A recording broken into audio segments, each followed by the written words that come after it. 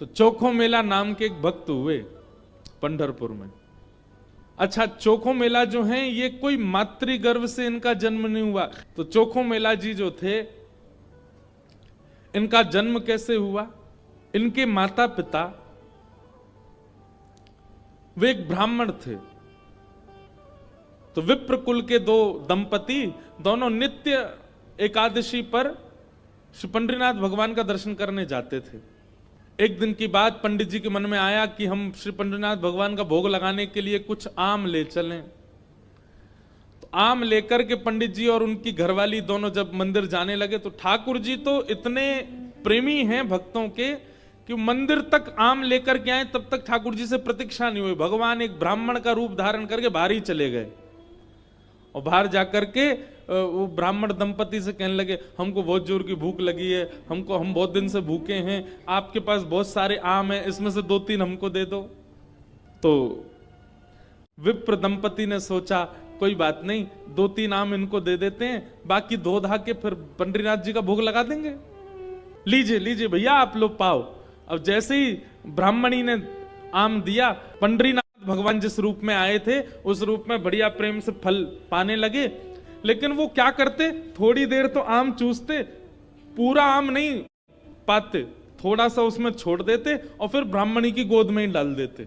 और महाराज आधे आधे आम चौंकें और चौंक करके उनकी गोद में डालते जाएं। बेचारे ब्राह्मण देवता एक दूसरे दंपति एक दूसरे को देखने लगे, बोले कि ये क्या कर रहे हैं? बोले कोई बात नहीं। 2-4 आम पा करके और उच्छिष्ट छोड़ छोड़ करके उनकी गोद में ब्राह्मण तो चले गए। अभी दोनों दंपति सोचने लगे कोई बात नहीं, 2-3 आम बचे, इनको धो के पंडरीनाथ भगवान का भोग लगा देंगे, और ये जो आम ये हमारी गोद में छोड़ गए, इनको बांध लो, कोई जानवर या कोई जीव मिलेगा उसको दे देंगे। अभी इनमें आम बचे हैं, कोई जीव खा लेगा। जैसे ही दोनों आगे बढ़े तो ब्राह्मण तो थोड़े आगे चले गए, पत्नी धीरे धीरे पीछे आ रही थी। तभी उसको अचानक इतना भार लगने लगा, वो जो उसने झोली सी बनाई थी, जैसे उसने देखा मेरी झोली इतनी भारी हो गई, खोल करके देखा तो वहीं एक नन्हा सा बालक था। उसी का नाम पड़ा चोखो मेला।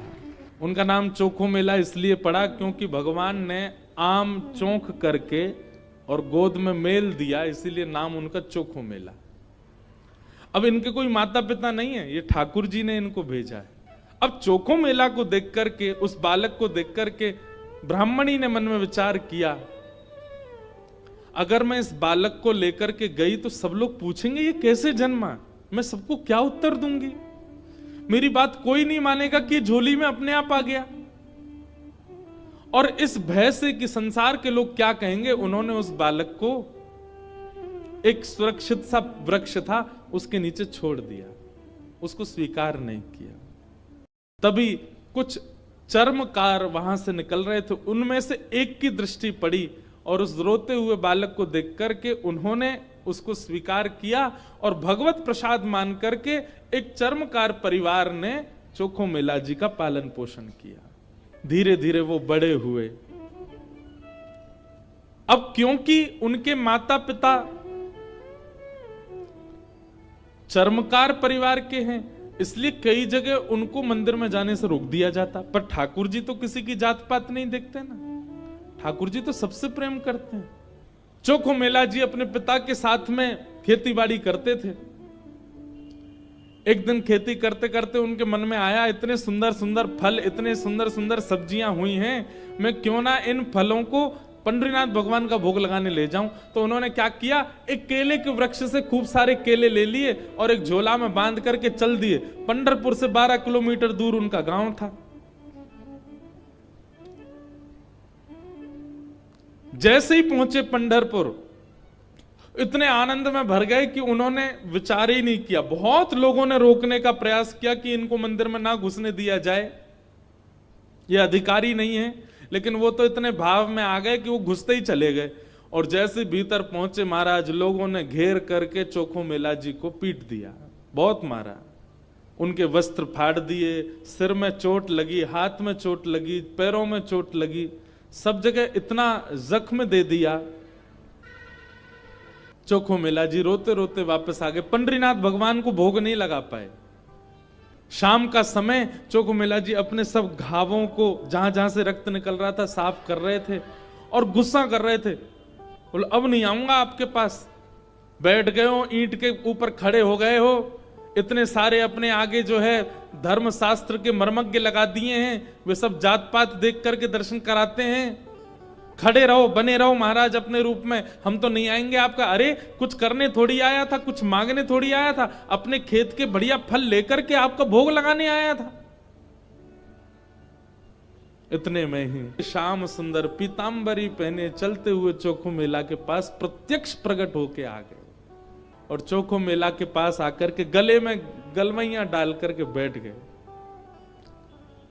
ए चोखा, नाम ही भगवान उसको चोखा बोलते। ए चोखा, तो इतना उदास क्यों हो रहा है? बोले उदास? इतना पिटवाया हमको, हाथ पांव सब तोड़ ताड़ दिए हमारे, और अब मेरे घर आ गए हो, मेरे गले में गलवैया डाल करके बैठे हो।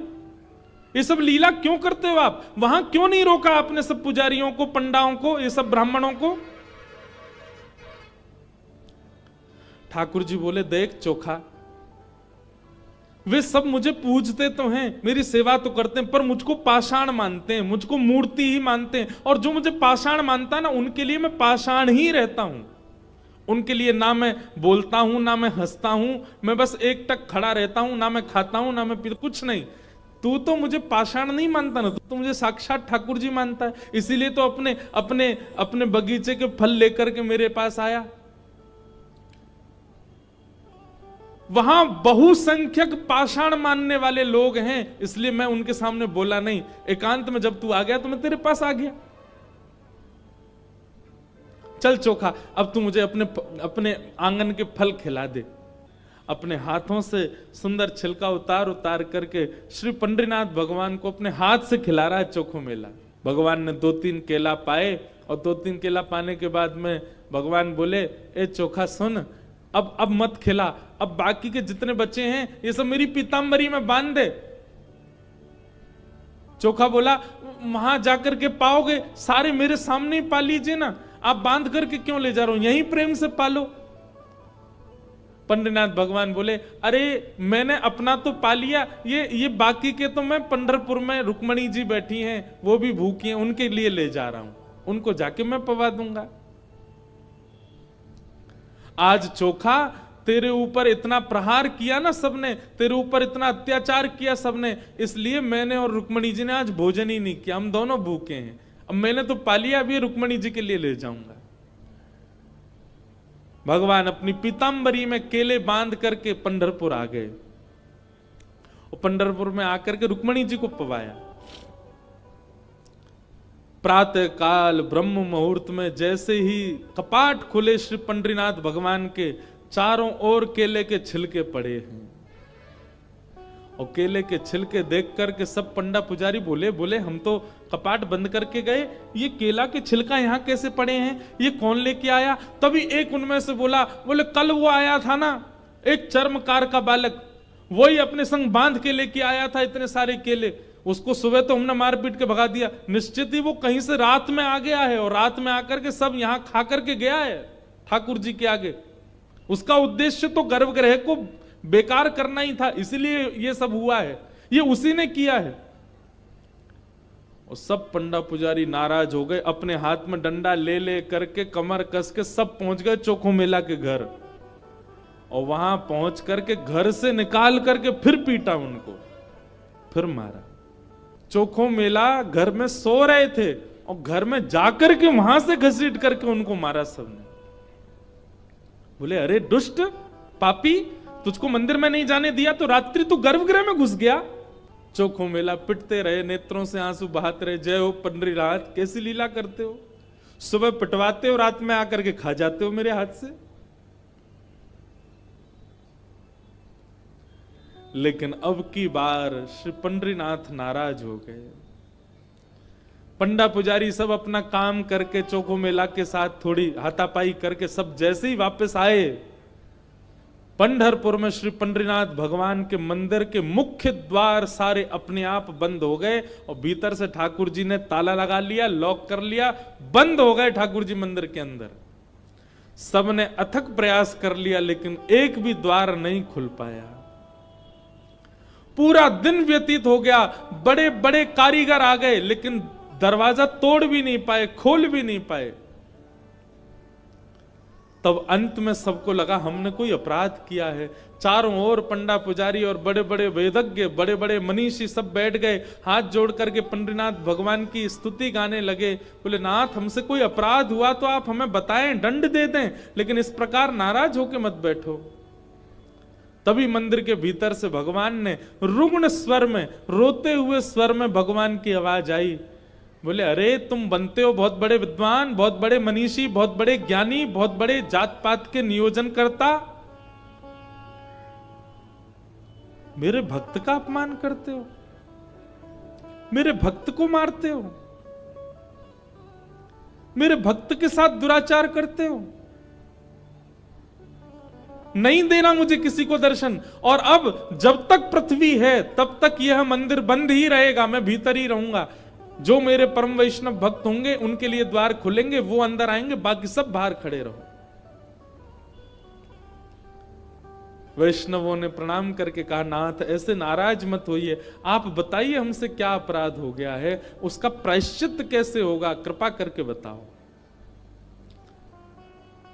भगवान बोले मेरे चोखो मेला को जिस प्रकार तुम लोगों ने सबने जुट बना करके जाकर के उसको मारा है, अब तुम सभी वेदज्ञ, तुम सभी ब्राह्मण, तुम सभी श्रेष्ठ जन पालकी सजा के लेके जाओ और चोखो मेला को बिठा करके नाचते गाते उत्सव जैसे एक मेरी पालकी सवारी निकालते हो, ऐसे चोखो मेला की सवारी पूरे नगर में घुमाते हुए मेरे सामने लेकर के आओ, तब मेरे द्वार खुलेंगे, तब मैं तुमको क्षमा करूंगा, नहीं तो नहीं करूंगा। भगवान की आज्ञा मान करके गए और चोखो मेला जी को जाके प्रणाम किया। एक दिव्य सिंहासन से युक्त पालकी में चोखो मेला जी को विराजमान करके नाचते गाते हुए, आनंद करते हुए, उत्सव जैसे ठाकुर जी का उत्सव मनता उससे भी अधिक उत्सव मनाते हुए चोखो मेला को लेकर के आए। और जैसे ही पंडरीनाथ भगवान के सामने पालकी पहुंची, अपने आप मंदिर के सारे द्वार खुल गए और मानो आज लग रहा था कि भक्त भगवान का नहीं, भगवान भक्त का दर्शन कर रहे हैं, भगवान चोखो मेला का दर्शन कर रहे हैं।